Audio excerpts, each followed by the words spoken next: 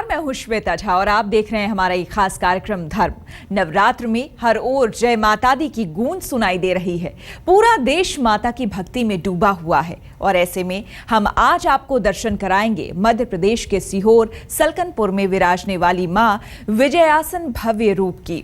मां के दरबार तक पहुंचने के लिए भक्त 1400 सीढ़ियों का सफर तय कर मां तक पहुंचते हैं और वहां उन तक पहुंचाते हैं अपनी फरियाद और पा लेते हैं अपने हर दुख का समाधान।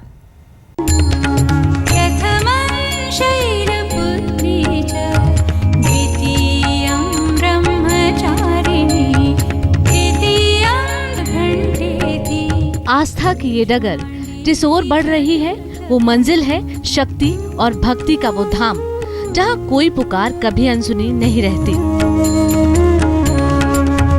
राजा हो या रंक, माँ सभी पर एक समान कृपा बरसाती हैं।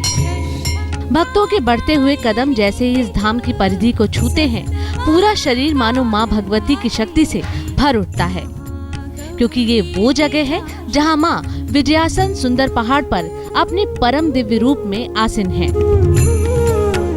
जगत जननी का ये वो धाम है जो जगत भर में सलकनपुर वाली माँ विजयासन के नाम से प्रसिद्ध है।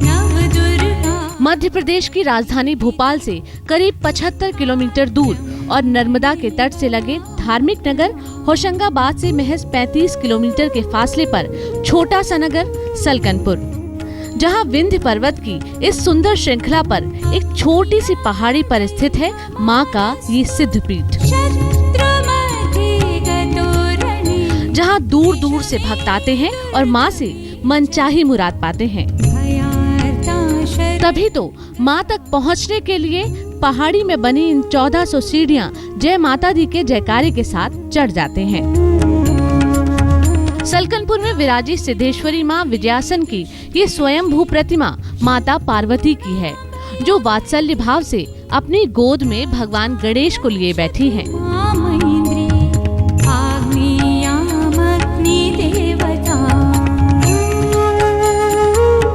इसी मंदिर में महालक्ष्मी, महासरस्वती और भगवान भैरव भी विराजमान हैं। यानी इस एक मंदिर में कई देवी देवताओं के आशीर्वाद का सौभाग्य भक्तों को प्राप्त होता है।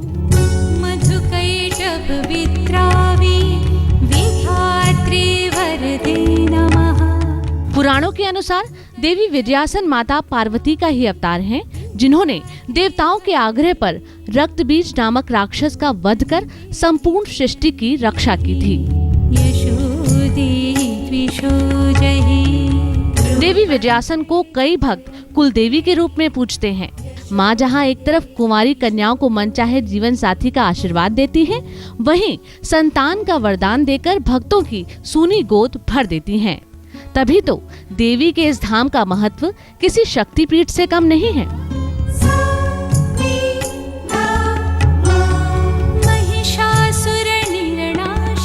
भगवती जहाँ आसन पर आरूढ़ हुई रक्त बीज का वध करने के पश्चात तो शक्रा दया सुरगणा निहितेति वीर्ये चतुर्थ अध्याय में भगवती ने इस तरह देवताओं ने भगवती की अर्चन बंदन पूजन स्थापना की और तब से लेके आज तक ये स्थान आपके समक्ष है। सलकनपुर में माँ भगवती विजयासन देवी के रूप में विराजमान है।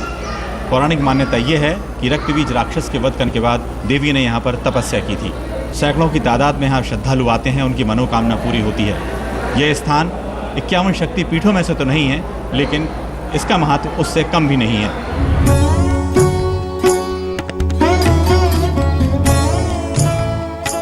सिंदूरी रूप में विराजमान मां विजयासन को सिंदूरी चोला चढ़ाने की परंपरा है। कहते हैं जिस भी भक्त की मुराद पूरी होती है वो यहाँ चुनरी, नारियल संग सिंदूरी चोला मां को जरूर अर्पित करता है।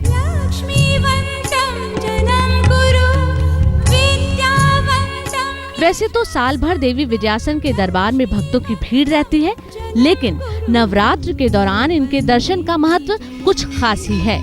यही वजह है कि इस दौरान लाखों की तादाद में भक्त यहाँ जुटते हैं और शक्ति की आराधना कर खुद को धन्य मानते हैं। सलकनपुर से अमित कुमार के साथ आज तक ब्यूरो।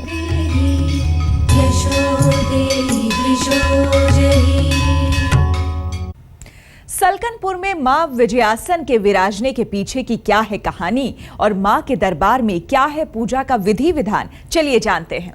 या देवी सर्वभूतेषु विष्णुमायति शब्दिता।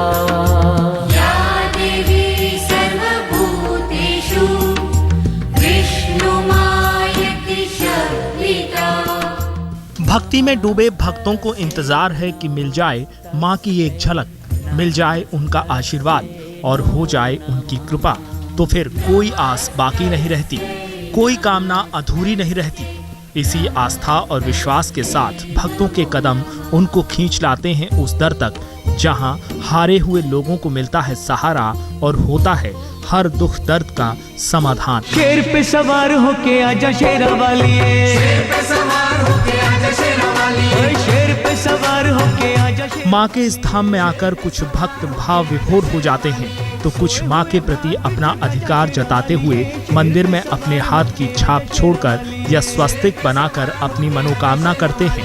शेर पे सवार होके आजा शेरा वालिए, शेरा वालिए माँ जोता वालिए। कहते हैं इस मंदिर में इस तरह की कामनाएं की जाती हैं और माँ विजयासन किसी की भी गुहार को अनसुना नहीं करती हैं। इस मंदिर से कुछ दूरी पर नर्मदा नदी बहती है और नर्मदा नदी में स्नान करने के बाद श्रद्धालु देवी के दर्शन करते हैं तो फल भी दोगुना हो जाता है। नवदुर्गा में सैकड़ों की तादाद में जत्थे यहाँ आते हैं और मनोकामना पूरी होने पर दोबारा पैदल यहाँ फिर से आते हैं। सिंदूर रंग में विजयासन देवी की ये स्वयंभू प्रतिमा यहाँ कब और कैसे पहुँची इसका तो कोई प्रमाण नहीं है, लेकिन करीब 500 साल पहले बंजारा जाति के लोग यहाँ अपने पशुओं को चराने आया करते थे। एक बार उनके मवेशी गुम हो गए। कई दिनों तक ढूंढने के बाद भी मवेशियों का कोई पता नहीं चला। तभी वहाँ एक कन्या प्रकट हुई। बंजारों ने कन्या से पूछा तो कन्या ने जिस ओर इशारा किया वहां खुदाई करने पर बंजारों को माता की प्रतिमा मिली और उनके मवेशी भी मिल गए। बंजारों ने माता की प्रतिमा स्थापित कर उनकी पूजा अर्चना करनी शुरू कर दी और तभी से दिन ब दिन मंदिर की ख्याति बढ़ती गई। माता जी ने स्वप्न में दर्शन दिए और कहा कि इस स्थान पर यदि मंदिर का निर्माण किया जाए तो आने वाले समय में आपकी मवेशियाँ स्वयं मिल जाएंगी और उनकी मवेशियाँ उन्हें प्राप्त हो गई दोबारा से। माता के इस सिद्ध पीठ में भक्तगण पान, नारियल, पूरी, फल और पकवानों का नैवेद्य अर्पित कर माँ का पूजन करते हैं और चावल, बताशे और चुनरी से माँ की गोद भरते हैं। सुहागिन महिलाएं अपने सुहाग की रक्षा के लिए माँ को एक डलिये में सुहाग सामग्री जैसे चूड़ी, बिंदी, बिछिया, चुनरी और मंगलसूत्र चढ़ाती हैं। विवाह संपन्न होने पर भी वर वधू भी सबसे पहले आशीर्वाद लेने माँ के इसी दरबार में आते हैं और अपने सुखद दाम्पत्य जीवन की कामना करते हैं।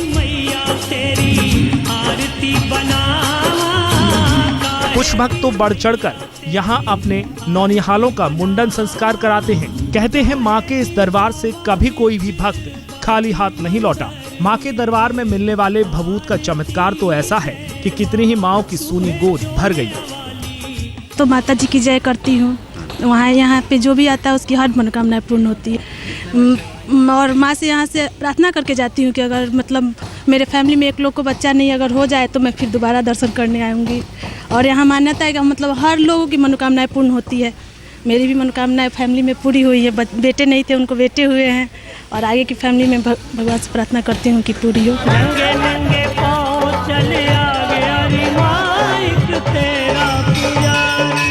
मंदिर में 500 सालों से लगातार पूजा होती आ रही है, लेकिन हर शुक्रवार और चैत्र और कार्तिक में पड़ने वाली नवरात्रों में यहाँ की छटा देखते ही बनती है। माँ के दरबार में 2 दिव्य अखंड ज्योत भी प्रज्वलित हैं, जो करीब 500 सालों से ऐसे ही अनवरत जलती आ रही हैं। इसमें एक दीपक घी का जलता है जिसे चंद्र का प्रतीक माना जाता है, वहीं दूसरी ज्योति तेल की है जो सूर्य की प्रतीक है। यहाँ पर सिद्ध शक्तिपीठ धाम पर अखंड ज्योति विगत 500 वर्षों से एक सूर्य के नाम से, एक चंद्र के नाम से, घृत जो चंद्र ज्योति है, तेल जो है सूर्य ज्योति है। सामने जो आप दर्शन लाभ ले रहे हैं सिद्ध भैरू पीठ है। प्रातःकाल 5:30 बजे प्रथम आरती, द्वितीय आरती मध्याह्न काल 12 बजे, तृतीय आरती सायंकाल 7:30 बजे, शयन आरती 10:30 बजे रात्रि को। इस तरह कुल 5 आरती तब ये कार्यक्रम संपन्न होता है। या देवी सर्वभूतेषु।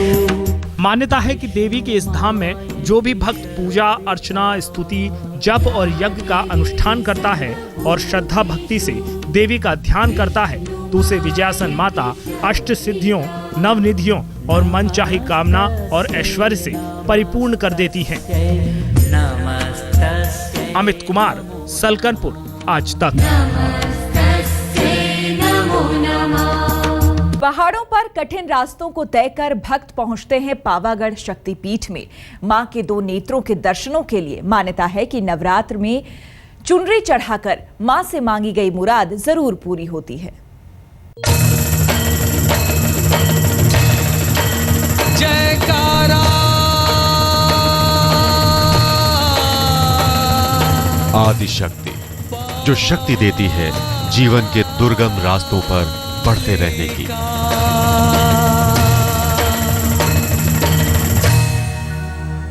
बोल मैया काली की,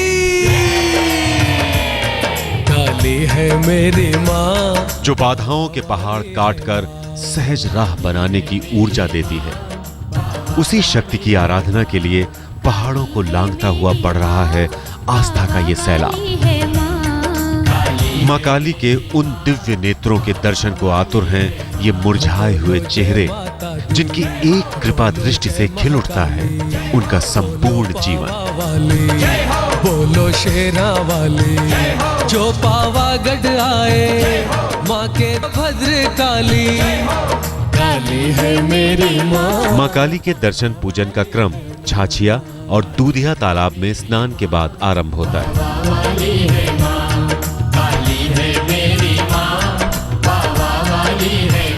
कहते हैं इन तालाबों का जल छाछ और दूध के समान है और इसीलिए इनका नाम छाछिया और दूधिया तालाब पड़ा। स्नान के बाद भक्त इन दुकानों से मां के श्रृंगार और चढ़ावे की सामग्री लेते हैं और फिर पहुंचते हैं उस अद्भुत और अलौकिक परिधि में जिसकी ऊर्जा हर भक्त को अलौकिक एहसास कराती है। कुछ तो ऐसे भी होते हैं जो अपनी सुध बुध तक खो बैठते हैं। उनका व्यवहार आम दर्शनार्थियों के लिए एक विचित्र अनुभव होता है। नवरात्र के दौरान सिद्धपीठ में माता का दर्शन करने लाखों श्रद्धालु आते हैं। मां को लाल फूल चढ़ाते हैं और मां को लाल चुनरी बांधकर उनसे मन्नत मांगते हैं। मान्यता है कि नवरात्र के दौरान चुनरी बांधकर यहाँ मांगी गई मुराद मां जरूर पूरी करती हैं। धर्म में आज इतना ही। देश और दुनिया की बाकी खबरों के लिए देखते रहिए आज तक।